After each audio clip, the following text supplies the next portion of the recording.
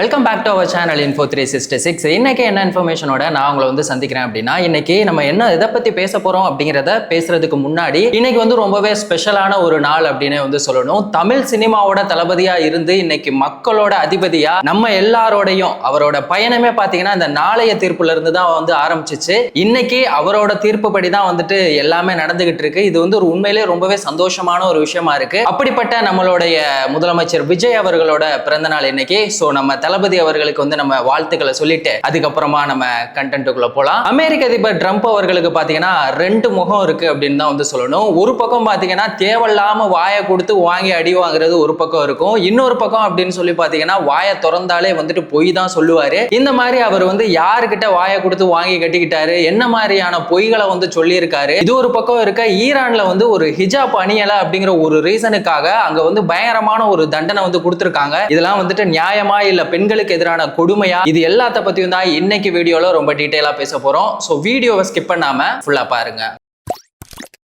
America, Israel, Iran இவங்களுக்குள்ள இந்த தற்காலிக இந்த அமைதி ஒப்பந்தம் அப்படிங்கிற டீல் எல்லாம் சைன் பண்ணிட்டாங்க. சோ அந்த டீல்ல என்ன மாதிரியான விஷயங்கள் எல்லாம் இருக்கு, அதுபடி தான் அடுத்த கட்ட பேச்சுவார்த்தைகள் அப்படிங்கிறது இருக்கும் அப்படின்னு சொல்லியிருந்தாங்கல்ல. சோ அமெரிக்க அதிபர் ட்ரம்ப் அவர்கள் என்ன சொல்லியிருந்தாங்க ஸ்டார்டிங்ல, ஸ்ட்ரைட் ஆஃப் ஹார்மோஸ் இதுக்கப்புறமா ஈரானுக்கு தான் சொந்தம், அங்க சுங்க கட்டணம் ஈரான் வசூலிக்கலாம் அப்படிங்கிற மாதிரி சொல்லியிருந்தாரு. இப்ப என்ன சொல்லியிருக்காரு அப்படின்னா, சுங்க கட்டணம் அங்க வசூலிக்க கூடாது, அதையும் மீறி ஈரான் சுங்க கட்டணத்தை வசூலிச்சாங்க அப்படின்னா அது எல்லாத்தையும் நாங்க வாங்கிட்டு போயிருவோம் அப்படிங்கிற மாதிரி சொல்லியிருக்காரு. இப்போ இஸ்ரேல் தான் இதுல ரொம்ப பெரிய ஒரு தலைவலியா இருக்கு. அவங்க என்ன பண்ணிட்டு இருக்காங்கன்னா தொடர்ந்து லெபனானை அட்டாக் பண்ணிட்டே இருக்காங்க. இதனால ஈரான் ரொம்ப காண்ட்ல இருக்காங்க. அமெரிக்க அதிபர் ட்ரம்ப் அவர்கள் சொல்லியுமே இஸ்ரேல் இந்த மாதிரியான விஷயங்களை பத்தி கேட்கறதுக்கே இல்ல, காது கொடுத்து கேட்கவே மாட்டாங்க. அப்படியான ஒரு சுச்சுவேஷன் தான் போயிட்டு இருக்கு. இப்போ ஈரான் இப்போ என்ன சொல்லியிருந்தாங்கன்னா, நாங்க ஸ்ட்ரைட் ஆஃப் ஹார்மோஸை மூட போறோம் திரும்பவும் அப்படின்னு சொல்லி அமெரிக்காவுக்கு பயங்கரமான ஒரு வார்னிங்கை கொடுத்திருந்தாங்க. இப்போ அதுக்கு அமெரிக்க அதிபர் ட்ரம்ப் அவர்கள் என்ன சொல்லியிருக்காரு அப்படின்னா,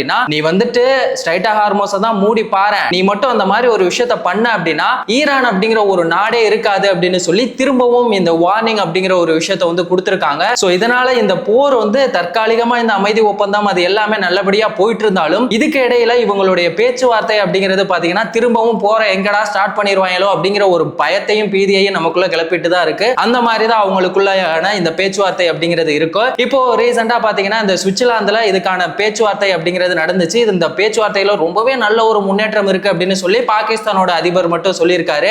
அவர் சொன்னது மட்டும் இல்லாம ஈரான் சைட்ல இருந்துமே நல்ல ஒரு முன்னேற்றம் இருக்கு அப்படிங்கிற மாதிரியான விஷயங்களை தான் சொல்லியிருக்காங்க.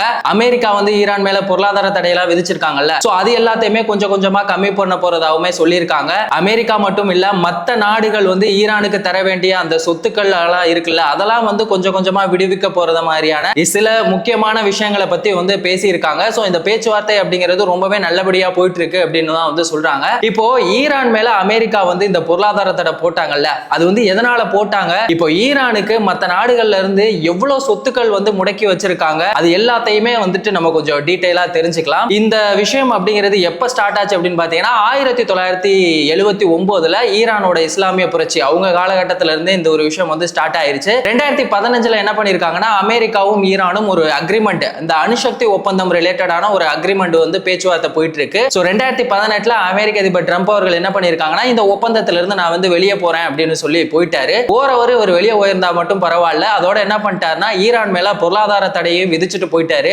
அதுதான் இப்போ ஈரானுக்கு மிகப்பெரிய தலைவலியா இருக்கு. சோ ஈரான் நிறைய இடங்கள்ல எண்ணெய் எல்லாம் கொடுத்திருக்காங்க. ஆனா அதுக்கான அமௌண்ட்டை யார்கிட்ட இருந்துமே வாங்க முடியாதபடி என்ன பண்ணிட்டாங்கன்னா அமெரிக்காவோட சொத்துக்கள் எல்லாத்தையுமே முடக்கி வச்சுட்டாங்க. இது ஈரானுக்கு ஒரு மிகப்பெரிய லாஸ் அப்படின்னு தான் சொல்லணும். சோ அந்த விதத்துல இந்த டாப் 5ல யாரெல்லாம் ஈரானுக்கு எவ்வளவு தரணும் அப்படிங்கிற மாதிரியான சில டீடைல்ஸுமே இருக்கு. சோ அதுல பாத்தீங்கன்னா சீனா தான் பாத்தீங்கன்னா 20ல இருந்து 50 பில்லியன் டாலர் வரைக்குமே ஈரானுக்கு கொடுக்க வேண்டிய ஒரு நிலைமையில இருக்காங்க. அதுக்கப்புறம் பாத்தீங்கன்னா நம்ம இந்தியா எவ்வளவு அப்படின்னு சொல்லி பாத்தீங்கன்னா அவங்களுமே ஒரு 7 பில்லியன் டாலர் வரைக்குமே கொடுக்கணும். தென்கொரியாவும் ஒரு 7 பில்லியன் டாலர் இருக்கு. சோ இந்த மாதிரி சில முக்கியமான நாடுகள்கிட்ட எல்லாம் பாத்தீங்கன்னா அவங்களுடைய ஈரானோட அந்த சொத்துக்கள் எல்லாமே முடக்கி வச்சிருக்காங்க. இது எல்லாத்தையுமே கொஞ்சம் கொஞ்சமா விடுவிக்கிறதுக்கான பேச்சுவார்த்தை அப்படிங்கிறதுமே போயிட்டு போயிட்டு இருக்கு. சோ கத்தார் மூலமா அவங்க வந்து சப்போர்ட்டை கேட்டு இப்போ $24 பில்லியன் வந்து ஸ்டார்டிங்ல அதை வந்து விடுவிக்க போறதாவுமே வந்து சொல்லியிருக்காங்க. சோ இது வந்து எந்த அளவுக்கு உண்மை, இதை வந்து அமெரிக்கா சொன்ன மாதிரி செய்வாங்களா அப்படிங்கிற எல்லாத்தையுமே வந்துட்டு நம்ம பொறுத்திருந்து தான் பார்க்கணும். இப்போ வரைக்குமே வந்துட்டு இஸ்ரேல் சைட்ல இருந்து அவங்க ரொம்பவே ஸ்ட்ராங்கா இருக்காங்க.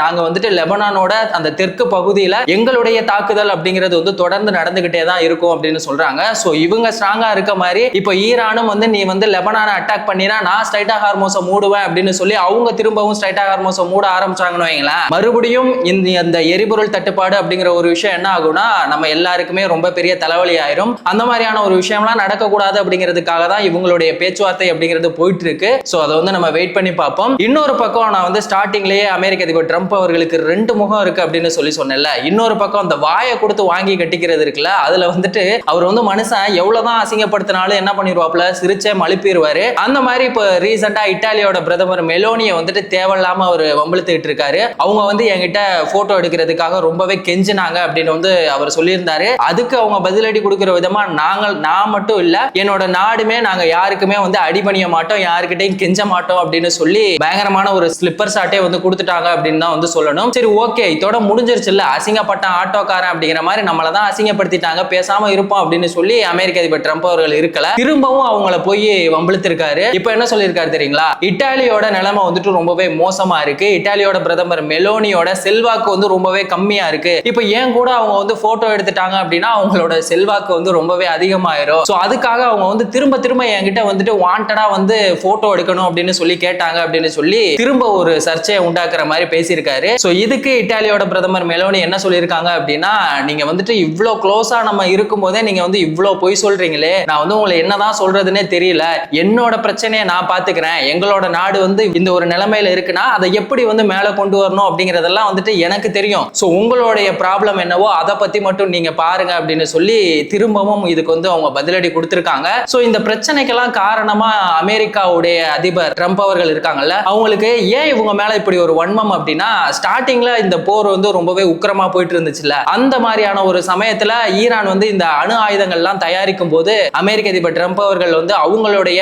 நேட்டோ அமைப்பு இருக்காங்கல்ல, அந்த கூட்டாளி நாடுகள் எல்லாத்தையுமே போயிட்டு ஹெல்ப் கேட்கும் போது இத்தாலி என்ன பண்ணிட்டாங்கன்னா ஹெல்ப் பண்ண முடியாது அப்படின்னு வந்து சொல்லிட்டாங்க. இன்னொரு விஷயம், அமெரிக்காவோட போர் விமானங்கள் எல்லாமே வந்துட்டு அவங்களோட நாட்டுல பறக்கிறதுக்கு வந்து அவங்க வந்து அனுமதி கொடுக்கல. சோ இந்த மாதிரியான விஷயங்களால அமெரிக்க அதிபர் ட்ரம்ப் அவர்கள் வந்து ரொம்பவே காண்டாயிட்டாரு. அப்புறம் இப்பவுமே அவர் சொல்றது என்ன அப்படின்னா, இந்த நேட்டோ அமைப்பு இருக்குல்ல, அந்த நாடுகள் எல்லாத்துக்குமே நான் வந்து ஒரு பிரச்சனைனா நான் போய் முன்னாடி நிக்கிறேன், அவங்களுக்கு பலாயிரம் கணக்கான டாலர் வந்து நான் செலவு பண்றேன், ஆனா எனக்கு எவனுமே சப்போர்ட்டுக்கு வர மாட்டாங்க அப்படின்னு சொல்லிட்டு இந்த மாதிரியான விஷயங்கள் எல்லாம் மனசுல வச்சுட்டு தான் இப்போ இத்தாலியோட பிரதமர் மெலோனியை வந்து அவர் வந்து விமர்சனம் பண்ணிக்கிட்டு இருக்காரு. இது ஒரு பக்கம் இருக்க, ஈரான் என்ன பண்ணிருக்காங்க அப்படின்னு சொல்லி பாத்தீங்கன்னா, ஒரு ஹிஜாப் அணிஞ்ச ஒரே ஒரு காரணத்துக்காக ஒரு பெண்ணுக்கு 74 சாட்டை அடி வந்து கொடுத்திருக்காங்க. இதெல்லாம் வந்துட்டு ரொம்பவே கொடுமையான ஒரு விஷயம். அவங்க வந்து ஒரு யூடியூப் சேனல் வச்சிருக்காங்க, அவங்களோட பேர் பாத்தீங்கன்னா பரிஸ்து அஹ்மதி. அவங்க ஒரு இந்த இசை நிகழ்ச்சியில எல்லாம் வந்துட்டு லைவா பாடுவாங்க. அந்த மாதிரி தான் அவங்களோட யூடியூப் சேனல்ல லைவ்ல அந்த மாதிரி போயிட்டு இருக்கும்போது அவங்க அதுல வந்துட்டு ஹிஜாப் ஆடை அணியல அப்படிங்கிற ஒரே ஒரு ரீசன்னால அவங்க என்ன பண்ணிருக்காங்க அப்படின்னு பாத்தீங்கன்னா 74 சாட்டை அடி வந்து கொடுத்திருக்காங்க.